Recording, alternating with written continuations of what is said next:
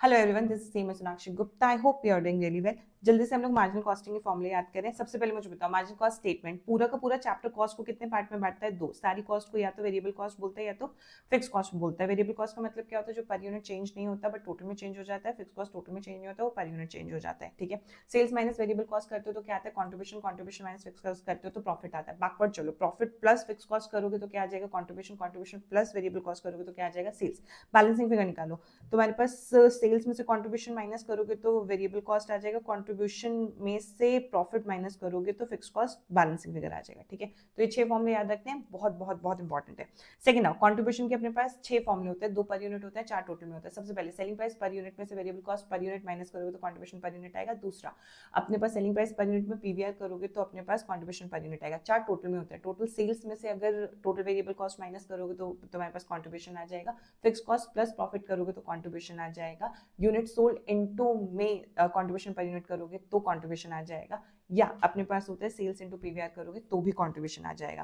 PVR के अपने पास 3 फॉर्मूले होते हैं। Selling price per unit divide by contribution per unit कर सकते हो। Total sales divide by total contribution divide by total sales कर सकते हो। Change in profit divided by change in sales करते हो। ये तभी यूज होगा जब अपने पास 2 पीरियड की इन्फॉर्मेशन गिवन होगी। अगर अपने को सेल्स निकालना है, बहुत सारे क्वेश्चन, जितने भी 3 ही क्वेश्चन है सब जगह सेल्स ही निकालना होता है। मास्टर इक्वेशन से ही निकलता है। मास्टर इक्वेशन क्या है? Sales equal to fix cost plus profit divided by PVR. याद रखना है, जनरल कभी भी तुम किसी भी फॉर्मूले में पीवीआर से डिवाइड करोगे तो रुपीज में आंसर आएगा।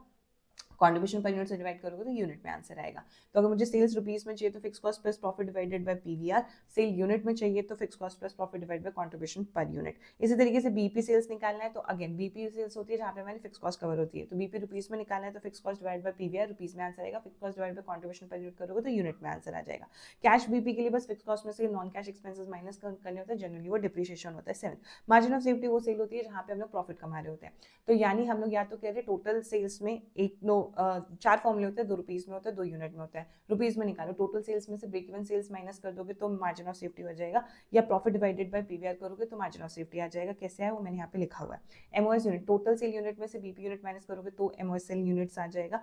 एमओएस अगर contribution profit divide bye contribution per unit करोगे तो भी आ जाएगा। दो रेशियो हमेशा साथ में चलते हैं। VCR plus variable cost ratio plus PVR is equal to 1। Obviously 100 रुपए में से 30 रुपए अगर वेरिएबल कॉस्ट है तो 70 ही तो कंट्रीब्यूशन है।